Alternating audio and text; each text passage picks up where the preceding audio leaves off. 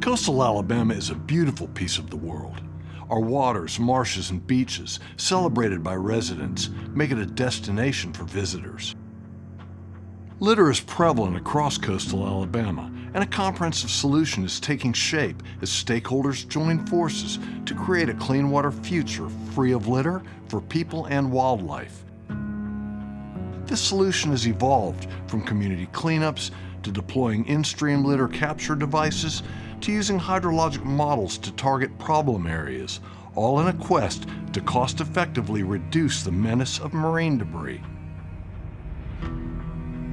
In 2011, 388 volunteers came out to clean up the bottom, the largest watershed community cleanup Mobile had ever seen. Organized by the Mobile Bay NEP and the city, efforts were focused on the bottom, campground, and other historically underserved neighborhoods surrounding Lower 3 Mile Creek. Tons of trash and more tires than an 18-wheeler could carry were removed. The volunteers gained an awareness that a bottle in the parking lot becomes a bottle in the creek.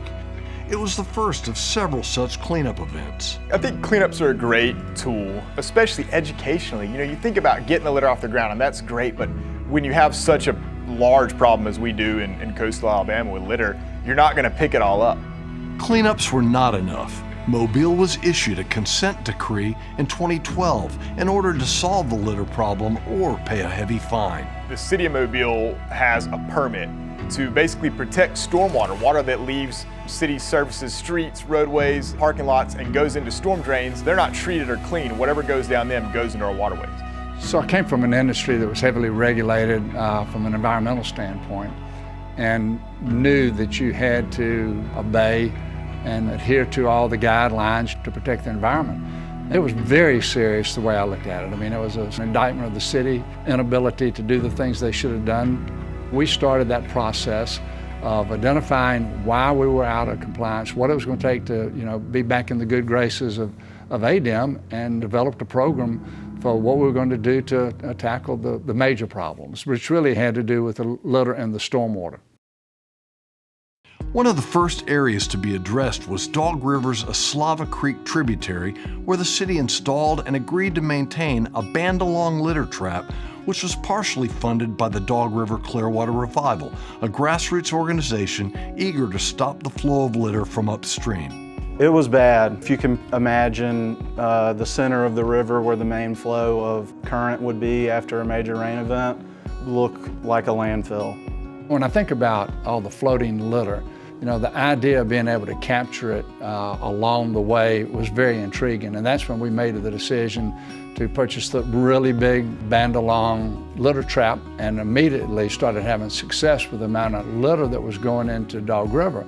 But we also realized that we couldn't really afford to have big litter traps everywhere from a maintenance standpoint. In 2016, the Mobile Bay NEP organized the amphibious assault on the Maple Street Canal, where an engineer from Thompson envisioned a new technology. We began on a cleanup, just doing the warrior, getting the litter out of the water type stuff. Came up with a concept for a tactical litter trap right here Maple Street in Mobile, Alabama. And Eureka, the device worked, captured the litter from a first flush of rainfall and began there. I was raised by commercial fishermen. And so I learned about tending your gear, taking care of your equipment, but also being tactical in how your equipment's placed. You gotta go fish where the fish are. To test the litter getter concept, the Mobile Bay NEP and partners used an EPA Gulf of Mexico program grant to strategically conduct tactical cleanups before installing and maintaining 10 litter getters throughout the watershed. Within a 2-year period, over 17,000 pounds of debris were collected, characterized, then disposed of and recycled. The 6 most productive devices remain deployed, maintained by the City of Mobile. This technology was also adopted on the other side of the bay. We had an area that was very urbanized and received a lot of fast food and commercial runoff that brought in a lot of trash. And one of the things that was proposed to us was the litter getter. And putting that in place within the first few months, we were able to capture massive amounts of trash that were going into the Bon Secours River. The band-along in theory works well, but moving forward it would be better to have movable, less expensive contraptions like the litter getter. In 2018, installation and maintenance of 6 litter getters in the watershed was funded by an EPA Trash-Free Waters grant to Dog River Clearwater Revival, the Mobile Bay NEP, and partners. The project employed an awareness campaign for truck drivers, as well as the use of hydrologic modeling, GIS data, and floating GPS devices to develop a comprehensive litter abatement strategy transferable to any urban watershed to reduce litter through technology, monitoring, awareness, enforcement, stormwater management, and funding. We worked with the Mobile National Estuary Program to create a litter abatement playbook. We hope that the city is able to use that to combat the problem moving forward. Mobile's efforts to reduce litter are evolving.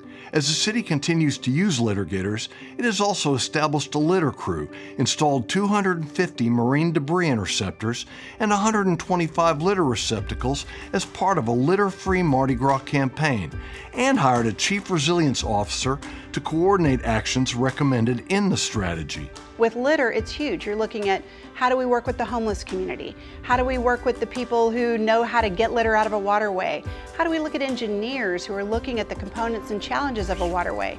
So having your partners at the table, having really smart people who either are impacted by an issue, involved in an issue, know how or have seen how to solve an issue, getting everybody together at the same table, that's that all-in approach that's going to help you solve whatever you're facing. The Mobile Bay NEP continues to build partnerships with coastal communities to promote the comprehensive strategy through continued cleanups, expanded ordinances and enforcement, and the strategic placement of tactical litter prevention devices. Today we have 12 of those litter traps, litter getters, in streams that are leading to the larger streams that ultimately lead into Dog River, but also 3 Mile Creek. And so it's a huge success. I think especially if you look at Dog River and the amount of debris that shows up after a big rainfall. This past fall we had several storms and 4 or 5 feet of water in my front yard, where it used to be 6 foot of trash all the way across your yard. Now all you're seeing is organic and maybe a bottle cap. We are all pointed toward one goal, right? And in this case, it's clean water. If we're not all invested in that, what are we doing here?